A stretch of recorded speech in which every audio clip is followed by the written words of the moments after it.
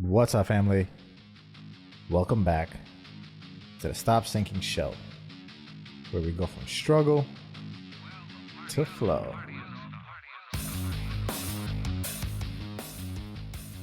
Usually, our thinking, is a downline effect of our state. And this is one of the scariest things about being human, not knowing which thought to trust, because thoughts are easily influenced by emotions. And what makes it even harder to recognize this coloring of your thought by the emotion is that while in a specific state, an emotional state, you don't recognize how state dependent your thought pattern really is.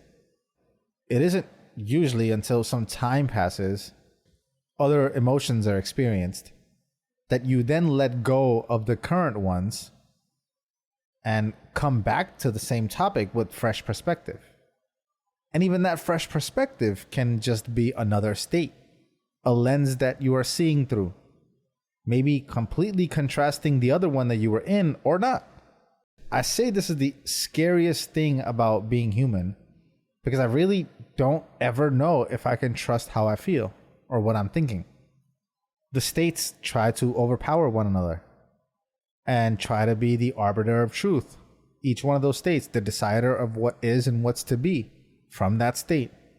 And if I follow just that state in another state, it's quite possible that I would have regret and remorse of the actions I took in the past one. It's quite confusing, but that's the human condition, I guess. And I have some extreme examples of this that I'll talk about in a future episode.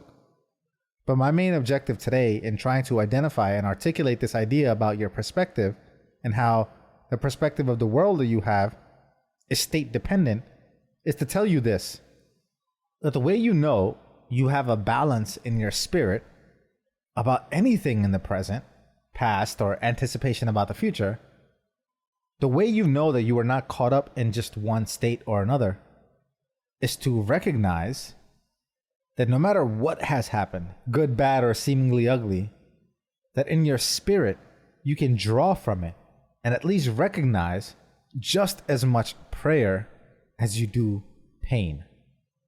Meaning, to look back at everything and have a balanced spirit, it's to recognize that there are just as many prayerful moments as there are painful ones.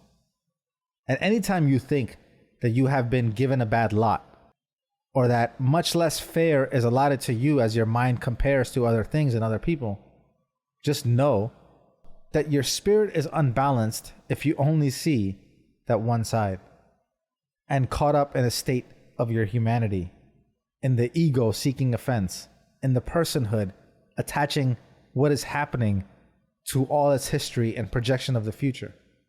It's the opposite of spirit. It's the opposite of everlasting. Just seeing one side. I think back to some of the most difficult times in my life, ones that lasted longer than I thought would be possible for a person to endure. And still in them, I can see the beauty. I can see how they worked on me while I worked through them. How they made me who I am. How each moment of them was just as much a prayer as much as the pain that it brought me.